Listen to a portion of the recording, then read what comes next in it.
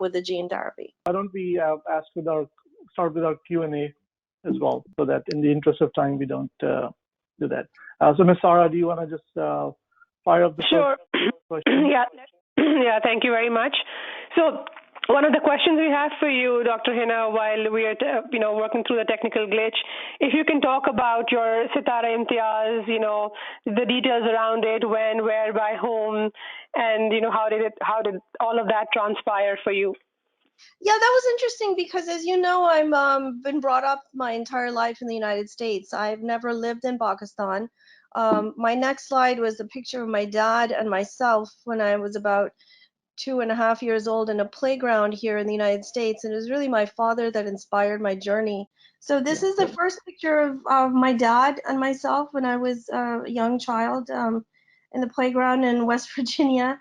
At that time, he was very healthy, but a few years after this, he had the heart attack and the bypass surgery, and he changed his lifestyle. He cut out all red meat. He started eating very healthy, lots of greens and whole grains, and started running every morning. Every morning religiously he would run.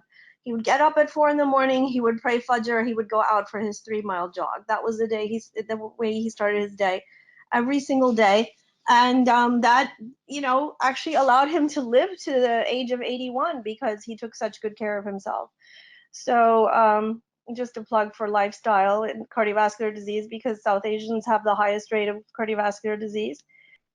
So yeah, it was my father that inspired me. I think from the time I was, let's say when I was very young, I was very interested in medicine, and I think that came from my mother. She had wanted to be a doctor when she was growing up in Pakistan, and she came from a very conservative family that didn't believe in higher education for girls. And so it was her sort of unrequited dream to be a doctor, and she transferred it onto me. But it was really the key turning point in my life. I was 7 years old and my father suffered a heart attack, and he was very young. He was in his 40s, and was on the driveway of our home in Pennsylvania. And I saw him collapse of a heart attack, and it has a profound effect on you when you are 7 years old. And I basically saw the entire, 1 year of suffering of him, my mother. My mother was completely traumatized that she had 3 young children. I was the eldest. She was completely traumatized about what was she going to do. She was a young woman who had come from Pakistan and had her, kids here. And she was, at that point, she was a housewife. She later acquired more college degrees here and worked, but at that point she was not supporting herself in any way, and she was very, very worried. And so we saw that, my father had to go through quadruple bypass surgery at the University of Pennsylvania, and I told my mother, I was 8 by then, and we were in the lobby of the University of Pennsylvania hospital because my family lived outside of Philadelphia. And at the age of 8, standing in that lobby, I told her that I was going to grow up to be a cardiologist and beat this disease. So I, set upon my path, and my dad was always encouraging me, saying, you have to be number 1 in your class at all times. You have to, really score well on every test and get ready for this if you want to do this. And I was very ambitious, and I said, I think my ambitions were really spurred on by my dad in a big way. And he was a professor in Pennsylvania, a professor of education. He had come here from Pakistan in the 60s to do his PhD, so he wasn't the most conventional father from Pakistan or from any Muslim country, to be honest with you, because he had his higher education in the United States. So I think he raised me very differently than my female peers were being raised that were growing up in the United States that came from Muslim backgrounds. And I think that really is the key to my success. I had this amazing relationship with my father. He passed away 2 or 3 years before I received the Sitara Imtiaz. But that research, he was well aware, was on its way to, potentially curing millions of people.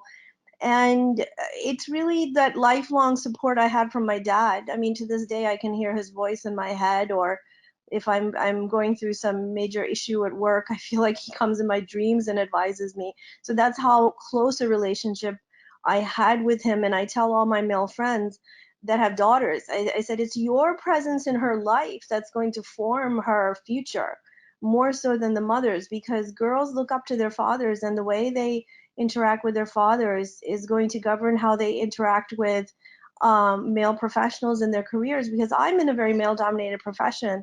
And I think if I hadn't had that early encouragement and guidance by my dad, I wouldn't have known how to deal with, and sometimes you have to fight with male peers and male bosses, because in this country, even though we're the United States, there's still a lot of discrimination against bright women in the workplace. There's a lot of harassment. If a woman is doing something that the men are not capable of achieving, they become jealous. They try to steal her intellectual property. That's happened to me before. I've had to hire lawyers to protect myself. So I attribute everything I am professionally to my dad. Of course, my mother has always been there for the emotional support, and I think once my research was well published in a number of journals at the small animal level, I had come up with this pathway to create new cells in the heart. It was recognized by, the Pakistani ambassador. It was coming out in the lay press in the United States. And at one point, Esquire magazine did a 4-page article highlighting my work. And it was read by the ambassador of Pakistan to the United States. And that's how I got nominated for the Sitara Imtiaz. I was actually stunned when I got it, because this was in 2011, so I was quite young, and I thought it was only given to old or dead men. So I was really, really shocked. I was, the first notification I had was a friend of mine who's a cardiac surgeon in DC, who I had referred a number of patients to, who's also from Pakistan. He called me up, and he must have seen some announcement from the embassy or something. I had no idea. I didn't even know I had been nominated. It just came out of the blue. And this friend of mine called me from DC and said, congratulations. I said, on what? I know I had some new publication coming out in those days, so I thought somehow he had heard of that, and I thought he was calling me to congratulate me about that. And he said, no, I just read that you've been awarded the Sitara Imtiaz. And I was like, what? What are you talking about? So it was a very special moment, because I'd grown up here, so it was very special, obviously, to my mother, who came from Pakistan. It's one of the highest awards given by the Pakistani government. And I think having grown up here, I didn't even realize the significance, or I didn't realize the potential that I would even be awarded it, because I thought it was for native Pakistanis. It's not something we grow up thinking about here, but it was such a big deal to my mom. And it was given to me at the embassy in DC, because, long story, I don't want to get into politics, but Mr. Zardari was the prime minister at the time, and my mother was not, in favor of him or in favor of me going into Pakistan and receiving it from him. So she asked that the ambassador give it to me at a special ceremony in DC, and they had an investiture ceremony for Pakistan Day in March, and it was wonderful because there were so many members of the U.S. State Department. It was a very grand ceremony, and my mother was very emotional, and I have a picture of my mother in my slides the day when I was receiving that. So that's sort of, my journey. I think after that is where the really hard part started, where I had to prove that this worked in large animals, which we did manage to prove in a pig model, which is, pig heart is structurally identical to yours and mine, and from a physiological and anatomical way. And we've proven that it regenerates new myocytes in the pig heart, restores cardiac function using every imaging modality we have at our disposal as clinical cardiologists. And now we've shown that it is making human cardiomyocytes from adult humans divide in the petri dish.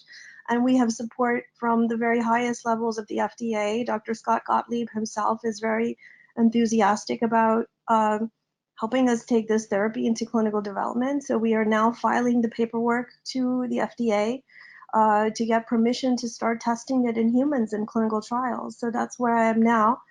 And then another early role model, I was fascinated by Marie Curie and her daughter, Irene Joliot Curie. And actually, this was supposed to be a picture of Marie Curie. This is the daughter. So the interesting thing about this family is Marie Curie was the only person to win 2 Nobel Prizes in science. And she raised a daughter, Irene Joliot-Curie, who also grew up to win the Nobel Prize. And so it just goes to show the women you can do it all. And I really, one message I have for the women is you have a God-given multitasking brain, which men do not have. A woman is able to do a million things at one time. And now science has shown there are more connections between the 2 hemispheres of the female brain than there are in the male brain. And this really endows you with the ability to multitask. And you just have to look at examples like this where somebody like Marie Curie could win 2 Nobel Prizes and raise a daughter who could win a Nobel Prize as well. So if you ever think that women can't do it all, well, that's just simply not true. And that brings me to 2 of the greatest influences in my professional life, 2 women who are almost like surrogate mothers to me. And without them, I would be nowhere in the field of science. It has been a very, very um, brutal and vicious field at times, and it's these ladies who have always been there for me and are still there for me. The first is Dr. Judith Swain. She was the chief of cardiology at the University of Pennsylvania. So long story short, I ended up going to do all my schooling in Boston. I was an undergrad at MIT, did 2 degrees in biology and chemistry, and then studied medicine at Harvard Medical School, graduated with my MD from Harvard. I ended up back in Pennsylvania for my cardiovascular training simply because I had to deal with a sick family member. I have a younger sister who was born with a number of developmental issues, and she was very sick at the time, and I needed to be there to manage her because my father was a PhD, he was not an MD, so they didn't really understand the medical aspects. So I sacrificed the fellowship at the Brigham and Women's Hospital that I was supposed to do and went back to University of Pennsylvania. Dr. Judy Swain was very gracious and allowed me to start the cardiology fellowship a year early with only 2 years of internal medicine under my belt, which is it's very unusual. And she has been just an amazing force of nature who's guided me since I was like about 26, 27 years old. And it was under her that I really flourished as a fellow. I was basically her protege. She guided me. She put me back in graduate school actually during my cardiology fellowship to take courses in developmental genetics. And it's there where I got the idea of studying developmental genes in the embryonic heart, because I figured the big horizon in cardiovascular disease has to be on the molecular side because all of physiology had already been studied very well. And I felt that developmentally, if we understand how the heart develops in the embryo, then we could understand how to regenerate the adult diseased heart. When you have a heart attack, heart tissue doesn't regenerate like your skin will or your gut will. And I figured that you have to understand the genes that are causing heart cell division and heart growth in the embryonic heart, and then apply them to adult heart disease. So all these ideas sort of came into my head while I was under the tutelage of Dr. Judy Swain at UPenn. She then left to be the first woman chair of a major department of medicine that was at Stanford. And so she left to be the chair of the Department of Medicine at Stanford when I was towards the end of my fellowship. And I didn't want to move west with her because, as I said, I have family here and I had family obligations. My parents were growing older, and I just could not see myself moving to the West Coast at the time. But I had used all the training she had given me. I had gotten a big award from the American Heart Association, a 5-year grant, and I moved that to Columbia, since Columbia was very close to Philadelphia, because I had an offer to go back to Harvard as a junior faculty member, and I chose instead the offer at Columbia as my father was getting old, and he said, "Do you have to go back all the way to Boston now?" And so I came to Columbia, and there Dr. Deborah Wolgemuth was my mentor in genetics. So I was on the faculty of the Department of Medicine and Cardiology, and a young attending in cardiology, but I was doing basically a long, I would say, I think 5-year postdoctoral fellowship in genetics and developmental biology, which Deborah is a world expert in, and she's a professor of genetics. She's a professor in OBGYN. She's a professor in the Cancer Center. She has an incredible, illustrious career and taught me everything I know about cell cycle biology. I was able to take the science I learned from her in cell cycle biology, and bring it into cardiovascular disease. Deborah does not study heart disease. Deborah studies cancer and reproductive biology, but it's her expertise in cell cycle biology that I was able to apply to the heart and understand how heart cells divide and why they don't divide in the adult heart and how we can switch those pathways back on. So, like I said, these women have been the two key mentors in my life other than my dad. And I'm very grateful to them. And I'm very grateful to the fact that they're still guiding me and helping me with my biotechnology company. And they're really sort of, they're really impressed, the investors we're talking to, with they're completely world renowned in their backgrounds. And I'm very grateful to both of them. The other thing I have to tell young people is, when you find mentors that really support you, it's also your responsibility to build your relationship with them. I'll be honest with you, these two ladies have been very tough with me. They've used a tough love type of approach. And to this day, they still sometimes yell at me and I take it. I found in my laboratory, if I'm tough with anybody, they crumble, most people. And I had one postdoc that just left the laboratory because he just couldn't stand, me scolding him. And I've been scolded many times by my mentors, and I appreciate it. It's like having your parents scold you. If you're not doing something right, you need to be guided. And it's only people who've been there and done it and have been very successful that can do this. And so I have to say that you don't burn bridges. When Dr. Judith Swain has been my mentor for more than 20 years, and we still have such a close relationship. I can call her up for any problem anytime. She's joining me, flying to Seattle to meet with me next week, to meet with an investor with me. She has my back. And this is the kind of mentorship you want, but it's also your responsibility to build your relationship with that mentor and to see them as an expert and somebody who wants to help you and guide you, not somebody who's trying to bring you down. So I just think that the current millennial generation is a little bit of a weaker composition and they can't take criticism. And I'm just telling you, you have to take criticism from your mentors as well because they're there to guide you.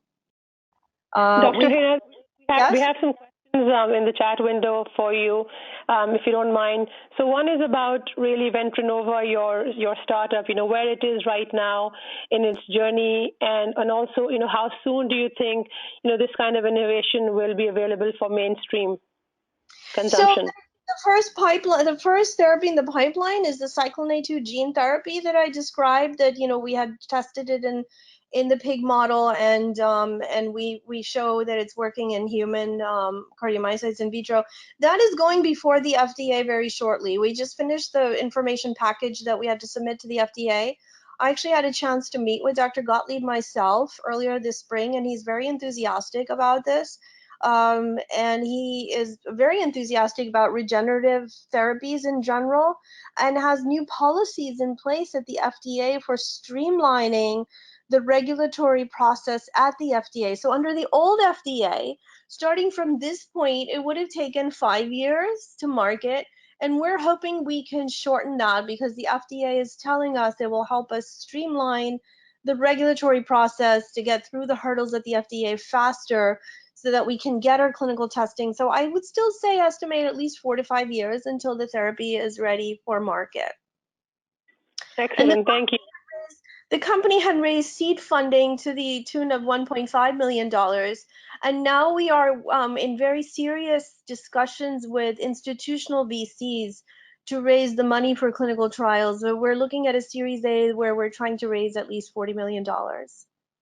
And we're hoping we'll close that deal in the next 5 to 6 months. Excellent, thank you. Also, for some lay people on the call, especially like myself, would you mind explaining the difference between stem cell replacement versus regeneration?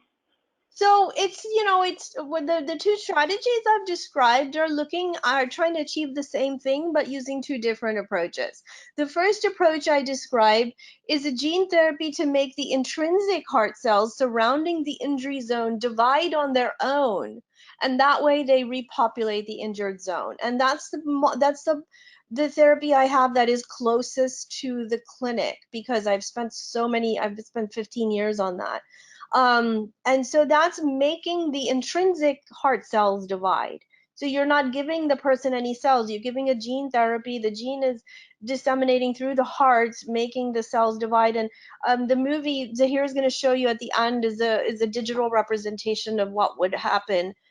Okay, while he's switching to the movie, there was one question around, where the industry is heading in terms of new ideas and products in cardiology, and especially regenerative cardiology. Well, that's the thing is, the cell therapy field has really encountered a number of hurdles, and we think it's because cells transplanted into the heart, it's like you're putting something fake in the heart, and they don't engraft properly. They don't couple electrically with the neighboring cells. So they're not able to really, do what they're supposed to be doing. They have to engraft, they have to electrically couple with the neighboring cells, and they have to be able to form beating syncytia inside the heart. And the cell therapy field has failed because most of the cells that have been tested in clinical trials are not cells that carry the genetic program to even become cardiomyocytes, because you have to understand most cardiologists and cardiac surgeons do not have training in developmental biology. That's why I wanted to train in developmental biology after I finished my cardiology training, because I knew to tackle this question would require deep levels of expertise in both areas. And I think that we are heading the right way now when we take into account, the scientific underpinnings of how the heart develops and how nature basically allows cardiac regeneration, or at least some limited cardiac regeneration to occur in lower animal models. We have to mimic those processes that are already inherent in nature. And that's what I've tried to do through my work. I mean, there's this gene program we've developed, this is a fetal gene program we're reactivating in the adult diseased heart. The stem cell approach I've described to you is some sort of evolutionary pathway, whereas the fetus knows how to protect its own mother's heart. So we are exploiting that mechanism already present in evolutionary biology. As well as the gene therapy approach, because this is the approach our hearts use during embryonic development to grow. And so I think that when we look at basic developmental pathways, we'll have more success with therapeutic strategies. So we have, I think, this another question here in the question window, whether we can isolate future cases of heart problems just by studying the human genome. Yes, that's a very good question, and we're also doing that. There are many pathways that we don't understand. I can tell you one thing about the human genome. What we do nowadays in order to do sequencing, we look at the whole exome, and the whole exome, the part of your DNA that codes for proteins is 1.5% of your DNA. 98.5% of your DNA is what we call dark matter. And we're learning a lot about how that region of the DNA helps to regulate the 1.5% of the coding region. For instance, my laboratory is studying how the cyclin A2 gene has undergone silencing. That's where we had to get help from Dr. David Alice, who's likely going to win the Nobel for gene silencing. The molecular regulators of our active coding region are found in the non-coding region. So we've discovered a long non-coding RNA, or a series of RNAs, that regulate the expression of the cyclin A2 gene, and we know now that that's how it undergoes silencing. We haven't published that paper yet, but because we're still putting some of the pieces of the puzzle together. But that's an incredibly important question. In the future, we're going to be able to identify many more problems by sequencing people's genomes. There are many things now that we are starting to understand that we just don't have a grip on, such as mitochondrial diseases, and how mitochondrial mutations affect, everything, and they affect cardiac energetics as well. So yes, in the future, we're going to be seeing a lot more dependence on DNA sequencing. Thank you very much. Zahir, do we have time for more? I think so. We can take one or two more in a few minutes. Sure. So the question is, if you were to do this all over again, what would you do differently, whether it was your studies or your professional career? Well, that's a great question. I don't know that I would do anything differently, except I think that every path has its advantages and its disadvantages. None of this has been easy. It sounds easy when you look back, but there have been obstacles along every aspect, and now I expect now that we are dealing with, the business world, there are going to be obstacles and issues probably on a bigger scale, but I hope not, because I feel like I've already had to go through so much. It's very, very difficult even in the West to be a woman scientist and physician, and you have to have a very, very thick skin. And I think that I wish I had known all the problems and issues that are going to come up when I was younger, and I wish I had developed that thin skin at a younger age. I guess that's all I would want to do differently, or just be prepared for everything. I mean, at one point in 2010, before we published the large animal work, my former boss knew that the in vivo studies, that the pigs were doing very well after my gene therapy, before I had gone into sort of the mechanistic work that went into that publication. When he just knew that it was working, he tried to steal it. He tried to steal the whole technology and get me kicked out of my job. So that was one of the biggest fights I've ever had, and I didn't ask for it. I was just trying to do my work. So I had to hire a very high profile lawyer in New York and spent my life savings defending myself and protecting my work. And I managed to do it, but the guy is still employed and he's still working. And that's one of my biggest complaints is, I had to report him to the National Institutes of Health because he was trying to steal work that was funded by the NIH. And so I had to report it to them, and they protected me more than my department chair or my dean because they were aligned with him. And so this is what, they try to do with women who come across great discoveries. If you look at the discovery of the DNA double helix, it was stolen from two women X-ray crystallographers. Watson and Crick did not come up with it. Think about it. The structure of the DNA double helix, do you think that could have been found without X-ray crystallography? That was all the work of two women. So I would say for women in this field, you just have to be super tough and be prepared to protect yourself, because there are going to be these type of incidents at every step of the way when you do something that's really groundbreaking. Thank you very much. I appreciate your candid responses. I just wanted to share